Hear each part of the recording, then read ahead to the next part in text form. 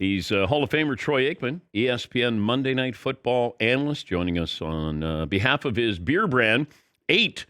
And 8 is committed to producing first-class products. No hidden agendas. Authenticity matters. Come join the team. Team 8, T. Roy Aikman's number when he played. When you go to a cookout, do you expect somebody to bring a football out, therefore you feel obligated to throw the football? Yeah, invariably that happens. I find it more when I'm on vacation and I'm on the beach. It's an interesting thing when you observe it, that it doesn't matter what age. You certainly see kids, but you see adults too. The enjoyment that they get from throwing a football. And the pressure, Dan, for me comes that I've thrown the ball maybe 3 or 4 times since I retired. And it's not real pretty when I do throw it right now at my age. And the pressure that I face to look like I just left the field. I mean, sometimes I just try to avoid anyone who's throwing a football out on a beach. Okay. How far do you think you could throw it right now? Well, not very far. It's interesting because just recently someone wanted me to throw it. I don't know what's going on. I've got some ailments, and my shoulder's been giving me some issues. So maybe 30 yards right now. I'm not real sure. I've never tested it because I don't want to injure it anymore. What's the one throw that still bothers you? Well, I don't know, but that's a good question. I've never been asked that one, Dan. That's why I enjoy doing your show. But my biggest disappointment athletically is not having beaten USC while I was at UCLA those 2 years that I started, because both those games were for the Rose Bowl. And as fun and as good as I think my career was at UCLA, I think that, like NFL quarterbacks, the standard is winning a Super Bowl. For UCLA, the standard really was leading your team to a Rose Bowl, and I failed to do that. But as far as throws, the one that maybe I look at right now would be the 1994 NFC Championship game against San Francisco. We had a throw to Michael Irvin that, if we get the call, Deion Sanders was playing for the 49ers, Defensive Player of the Year. That was one that, had we have been able to connect on that, maybe we make the comeback and we're able to come back and win that game. But did Deion take away like half of the field when you were facing him? For us, he did not, because he would always match up with Michael Irvin, and which was a great contest between those two guys. I mean, obviously both Hall of Fame players. Our worry was that at some point maybe Deion would go to our number 2 receiver, then they'd roll to Michael, roll coverage. And I always thought that was the play for them, but they never did it. So Deion, he wouldn't hear of that because he wants to face the best receiver. But we thought that Michael was going to win his share of battles and Deion was going to win his. And that ultimately is the way it happened. But I've said it many times, and others have as well. Deion, without question, is the best defensive back that I ever played against. Michael had 12 catches in that game, almost 200 yards. Yeah. But sometimes it gets into a one-on-one battle. So Mike wants to win his battle, obviously wants to win the game, but sometimes it becomes too personal. And then you have to be, judge and jury and say, Mike, we have to win a football. I mean, did that happen with Michael, with that big personality? Oh, yeah. He, there would be, he'd draw coverage, of course, and he would get 2, sometimes, heck, there'd be 3 guys on him, and we'd come over the sidelines, and the guys called me Roy, and he'd say, Roy, you got to just throw it up there. You got to give me a chance. And I said, Michael, I'm not throwing it into triple coverage. It's just not going to happen. And, but him like all of them, it's no different today. The great ones, they always feel like they have a chance, and that's what makes them great. How would you describe Jerry Rice to somebody who never saw him? Oh man, he was like I equated a little bit to like Joe Montana and Dan Marino. I always thought, until Brady went on to do what he's done, I always thought Joe Montana was the greatest quarterback of all time, but Dan Marino was the guy who I enjoyed watching play the most. And Joe he just had this fluid ease of everything. Just seemed easy for him. His drop back, the way he threw the ball. Whereas Dan, everything looked like a struggle, the drop back, the throw. And I would probably say the same thing with Jerry. It just was so fluid, so easy, at least the way he made it look. It was poetry watching him run routes, and I had a chance to watch him up close, of course, when we played against him, and then at some Pro Bowls. But yeah, great, obviously. If you look at the generations and the way it was officiated, the number of times you passed, it's changed now. Can you truly make a comparison that, Tom Brady and Joe Montana or Dan Marino or John Elway, like, can you put them all in the hopper and say, yeah, we can, or do you have to do it generally, in a generation by generation? Yeah, I think it becomes hard. It's the great thing about sports is those debates and being able to have those conversations. I just think that if your argument is based on numbers, then it's unfair, because the numbers obviously are dramatically different now because of the way that the game has played. But with that said, I don't think the numbers that we're seeing from today's quarterbacks should take away from anything that the quarterbacks are doing, because we've got some amazing players right now. So, yeah, I think in the context of how you're evaluating these guys, it's hard to go outside of each generation, but yet we all do it. I just think when you start making the list of the top quarterbacks of all times, it seems like we forget guys who played a really long time ago. I always say Otto Graham should probably be on that list, somewhere. And yet those type quarterbacks tend to get forgotten. He's Troy Aikman, Hall of Famer, and he's joined us a few times to talk about his beer, 8, and first-class product, no hidden agendas there. Big beer weekend. I'm assuming if you go to a barbecue, you're bringing the beer. Yes, and I hope that for all those people in Texas, because that's where we are, 8 Beer, as you know, is only in Texas. I'm hoping that everyone who's having a barbecue this weekend will indulge a little bit with some 8 Beer. But yeah, I've got the Patriot hat on today. We've got a Patriot package for 8 over the next month. Goes towards the Military Warrior Support Foundation to honor those people who have served. So it's a good weekend for family and friends to all get together, but it's also a great weekend to honor those who paid the ultimate sacrifice. How much did you celebrate when you were with the Cowboys? How much did I celebrate? Yeah, I would say party, but then given some of your teammates, that might take on a different connotation. So did you enjoy being the Cowboys quarterback? Yeah. How did you enjoy being the Cowboys quarterback?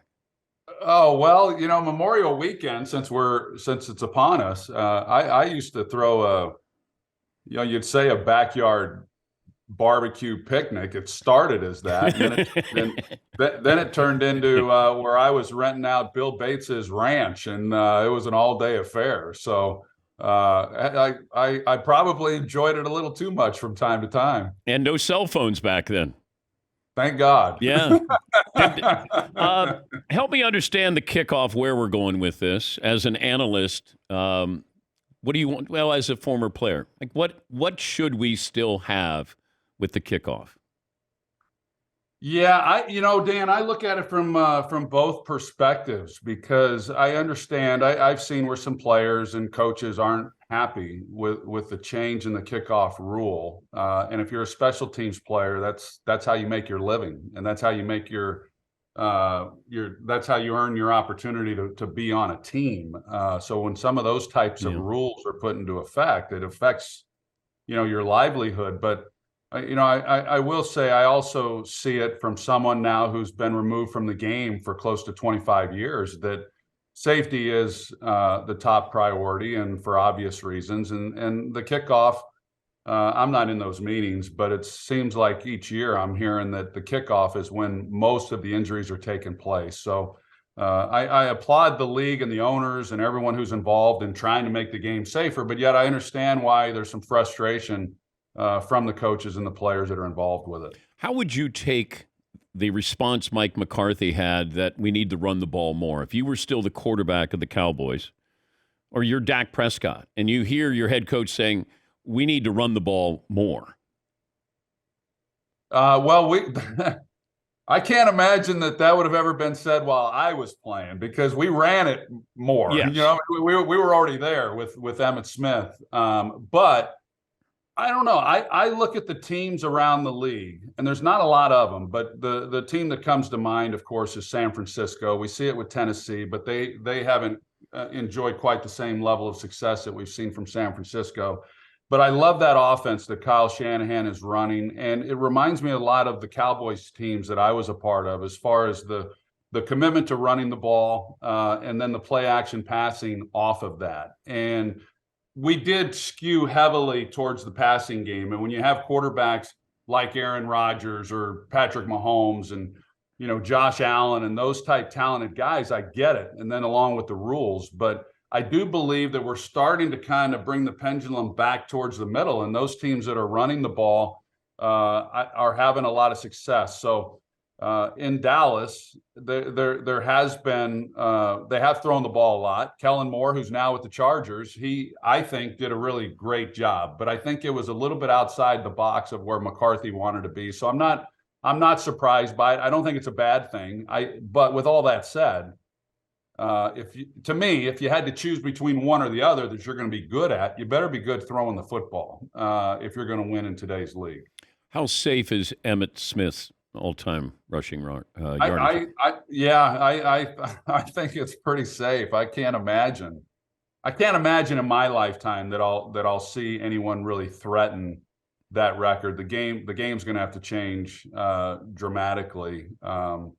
But now with 17 games, if you're able to stay healthy, who knows if there becomes more of an emphasis on throwing the ball. But that's the thing that I always admired about Emmitt. When you start talking about numbers, the yards obviously are impressive, but what's most impressive to me, and what has always been most impressive to me, is a guy who had a front row seat, is in order to put up those kinds of numbers, two things have to happen. You have to have great years. You have to play and have great years, but you have to play. You have to be on the field. So to me, Emmitt's greatness, besides that he played well, was that he didn't miss games. I mean, he was on the field. I bet I can count on one hand the number of games that Emmitt Smith missed in his career while he was with the Cowboys. And, to me, that in a lot of ways, when you start looking at big numbers that guys have put up over their career, that's usually what stands out the most, is they just simply didn't miss much time. I got Emmitt missing 5 games in 13 years. There you go. And it was a different league then too. Yes. Not that running backs don't get hit now, but that's a lot of punishment. And for him to be able to, in fact, a lot of times, Dan, we didn't even have a backup running back to speak of. And in addition to that, Emmitt was a 3-down back. So he played on third downs as well. And people don't realize just how good of a blocker he was. So. Just a great player and a great teammate in every way. When you go to a game now and you hear a game, do you hear it differently than you heard when you were playing the game, when you're actually getting hit or you're really close by these hits? Now you're watching people be hit. I tell people all the time, if you get a chance to watch a game from the sidelines, you'd never play football. Yeah. You wouldn't. No, I remember my first NFL game when I was standing on the sidelines. I thought, holy cow. Don't put me in. People go to jail for this stuff, I was watching NFL Network just the other day, and they were showing some games from back in the early 2000s or whatever it was. And It was. I know it was different because my body tells me the game was played differently, but yet until you go back and really watch some of these games, pretty amazing what was allowed at one time. Give me one tip for a rookie quarterback, these rookie quarterbacks.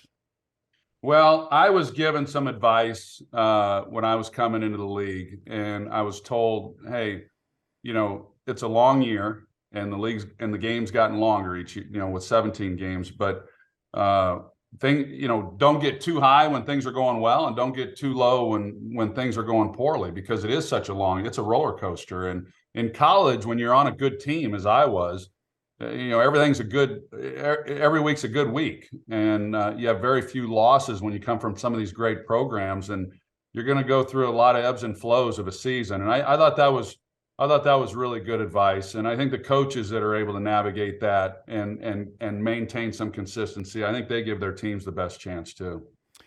And whenever you talk to younger players, I always say, you know what? They're on the other side, and their job is to hurt you. Their job is to take you out. You don't have to be a macho man. Like taking on contact. There's nothing wrong. Maybe that used to be. I don't know back in your day if you had to be a tough guy, but Lamar Jackson and some of these other players, it's okay to get out of bounds. Did you feel like you had to be a tough guy? Well, I did, but I think that came from being raised by my father, who pound for pound was the toughest guy I knew. So long before I ever got to the NFL, I felt that I had to be a tough guy. But then for a quarterback, that's really how you earn the respect, I think, of your teammates, is playing through pain. And not to suggest that what you said, because coaches more then than now, quite honestly, is they would tell you to get to the ground and you would not take unnecessary hits. We now see quarterbacks that are taking what would be deemed unnecessary hits and offenses that are geared towards the quarterback running. So that's I didn't think I would see that, especially now with the amount of money. Yeah. The quarterback's always been the highest paid guy, but Lamar Jackson, as much as he runs, I know that they're maybe not going to run the ball as much there this year with the new offensive coordinator, but that's certainly important to keep these guys upright. And the league knows that. They're the stars, and they're what sells the game. Before I let you go, what's that feeling like when you know you're going to get hit right in the mouth or in the sternum, but you have to hang in there to complete the pass? I never minded that. I never, if it meant a Really? touchdown or a completion. I got a lot of scars on my chin here, Dan, from taking a lot of helmets underneath the chin strap when I was playing in order to try to, that was my game. I wasn't the most mobile guy, so I think guys like Tom Brady and Peyton Manning would say the same thing. But that was the nature of what you had to do, and if you were unwilling to do it, you just were not going to be successful. And you got stitched up during games? Oh yeah, about 7 or 8 different times. I almost got stitched up as many times as I had concussions back when I was playing. So it didn't take much either. I mean, it got pretty cut up, pretty good. Yeah, you can't tell. Makeup will cover that up on TV. That's right. You know that. Yeah, I got it on right. Without makeup, you should see this face. I look unrecognizable. Yeah. I look like Terry Bradshaw. No, that's not true. That's me. Hey, good luck with the beer. We always appreciate talking to you, and thanks for joining us. Thank you, Dan. That's T. Roy Aikman. 8, committed to producing first-class product. No hidden agendas. Authenticity matters. Join Team 8.